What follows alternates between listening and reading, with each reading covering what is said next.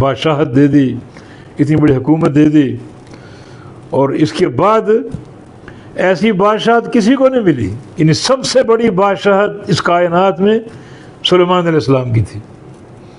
ایک دن نبی علیہ السلام نماز پڑھا رہے تھے اور آپ آگے بڑھے، پھر پیچھے ہٹ گئے. صحابہ نے سبب پوچھا تو فرمایا کہ ایک سرکش شیطان میری نماز کو خراب کرنے آیا تھا. سوچا اس کو پکڑ لوں، پکڑ کے باندھ دوں. مدینے کے بچے اس کو گھسیٹتے پھریں. پھر مجھے اپنے بھائی سلیمان کی دعا یاد آ گئی، جنہوں نے اللہ تعالیٰ سے ایسی بادشاہت مانگی کہ کسی کو نہ ملے. تو اللہ نے جنوں پر ان کی حکومت دے دی، جنوں کی تسخیر ان کو عطا فرما دی، جن کو ان کے قبضے میں دے دی. تو اگر جن میرے قبضے میں آ جاتا تو یہ سلیمان علیہ السلام کی جو دعا ہے اس دعا کے منافی ایک کام ہوتا، اس لیے آپ نے چھوڑ دیا. یہاں لمحہ فکریاں ان لوگوں کے لیے، پلید قسم کے لوگوں کے لیے جو جادوگروں کے روپ میں اور کاہنوں کے روپ میں بیٹھے ہوئے ہیں کہ ہمارے پاس موکل ہیں، ہمارے پاس شیاطین ہیں، ہمارے پاس جن ہیں، اور لوگوں کے ایمان اور ان کے عقیدے بگاڑ رہے ہیں. تمہیں کس نے اختیار دیا یہ کام کرنے کا؟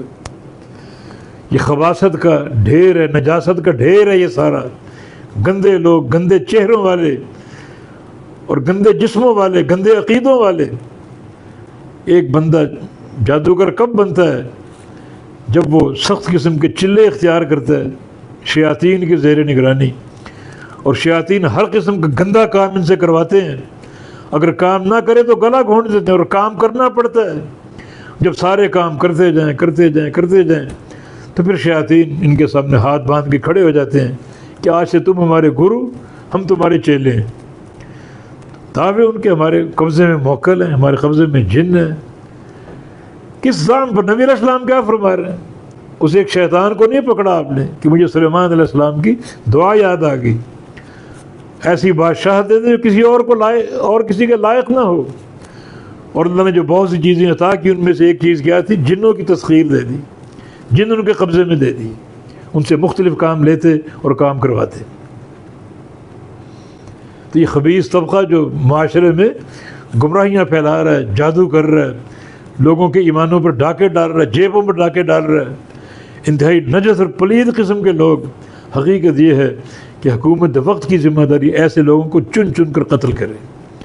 نبی علیہ السلام کو حکم بھی ہے، اور جادوگر قتل کیے جاتے تھے تاکہ معاشرہ پاک صاف ہو جائے. بہت سا شر جو انہوں نے پھیلایا ہوا ہے اس شر سے امت کو عافیت مل جائے، اور امت جو ہے وہ راحت اور عافیت میں آ جائے.